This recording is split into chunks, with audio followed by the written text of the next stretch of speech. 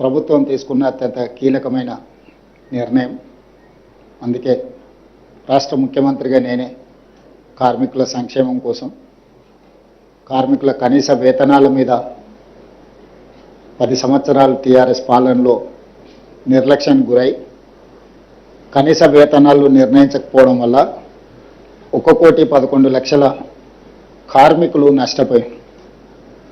అంత కీలకమైన ముఖ్యమైన విషయం కాబట్టి ఈరోజు రాష్ట్ర ప్రభుత్వము ఒక మంత్రివర్గ ఉపసంఘాన్ని నియమించి ఉప ముఖ్యమంత్రి ఆర్థిక మంత్రి బట్టి విక్రమార్క గారిని, IT and industries minister Sridhar Babu గారిని, కార్మిక శాఖ మైనింగ్ శాఖ నిర్వహిస్తున్న మిత్రులు వివేక్ వెంకటస్వామి గారిని క్యాబినెట్ సబ్ కమిటీగా నియమించి స్టేక్ హోల్డర్స్ అందరితో, కార్మిక సంఘాలతో, అదేవిధంగా పరిశ్రమల తరఫున రిప్రజెంట్ చేస్తున్న ఆ సంఘాలతో చాలా వివరంగా చర్చించి వాళ్ళ ప్రతిపాదనలు తీసుకొని కార్మికుల వైపు నుంచి కూడా ఏ విధంగా కార్మికుల యొక్క హక్కులను కాపాడాలి అనేది చర్చించి ఈరోజు రాష్ట్ర ప్రభుత్వం నిర్ణయం తీసుకోవడం జరిగింది. కార్మికులలో 4 కేటగిరీల కింద ఈరోజు మనం కార్మికులను విభజించడం జరిగింది. Unskilled, semi skilled, skilled, highly skilled. అంటే కార్మికులలో 4 రకాల విభాగాలుగా విభజించడం జరిగింది. ఆ 4 రకాల విభాగాలలో కనీస వేతనాలు ఏ విధంగా అమలు చేయాలి, కనీస వేతనాలను అమలు చేయడం ద్వారా ఈ కార్మికులకు ఏ రకంగా ప్రయోజనం చేకూరుతుందో చాలా వివరంగా మేము విశ్లేషించి వాటి మీద నిర్ణయం తీసుకోవడం జరిగింది. అదేవిధంగా గతంలో అర్బన్ అండ్ రూరల్ 2 జోన్లు ఉండేది, కానీ ఈసారి 3 జోన్లను కూడా విభజించినాం. ఆ జోన్లు కూడా జోన్ 1 అంటే మున్సిపల్ కార్పొరేషన్స్, ఏ ఏరియాల కార్పొరేషన్స్ మున్సిపాలిటీస్ ఉన్నాయో అవి జోన్ 1 కింద తీసుకున్నాం. జోన్ 2 కింద మున్సిపాలిటీలను తీసుకున్నాం. జోన్ 3 కింద గ్రామీణ ప్రాంతాలు, ఇతర ప్రాంతాలలో పెట్టే పరిశ్రమలు. అంటే ఒక పరిశ్రమ మున్సిపల్ కార్పొరేషన్ పరిధిలో ఉంటే అక్కడ వేతనాలు కార్మికులకు ఎక్కువ ఇవ్వాల్సిన అవసరం ఉంది. ఎందుకంటే అక్కడ ఇంటి రెంట్ కానీ, నిత్యావసర వస్తువులు కానీ, ద్రవ్యోల్బణం కానీ వీటి ప్రభావం ఎక్కువగా ఉంటుంది. అదేవిధంగా మున్సిపాలిటీలో ఉన్నప్పుడు వాటికంటే కొంచెం తక్కువగా, గ్రామీణ ప్రాంతాల్లో ఉన్నప్పుడు ఇంకొంచెం తక్కువగా 3 రకాల జోన్లలో 4 రకాల కేటగిరీ కార్మికులను విభజించి స్పష్టంగా ఈరోజు ప్రభుత్వం నిర్ణయం తీసుకోవడం జరిగింది.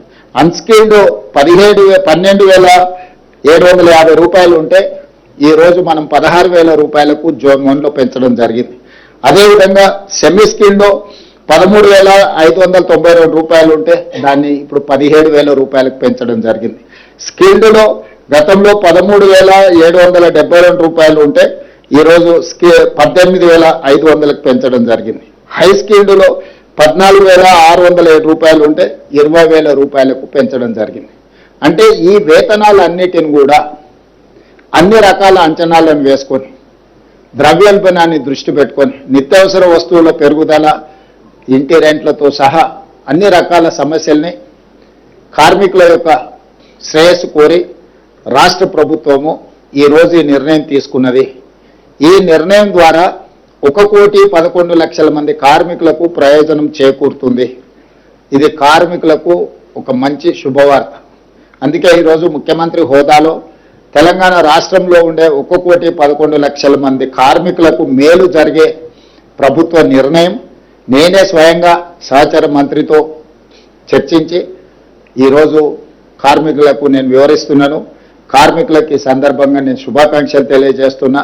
ప్రభుత్వం తీసుకున్న ఈ నిర్ణయం జూన్ 1, 2026 నుండి అమలు జరుగుతుంది.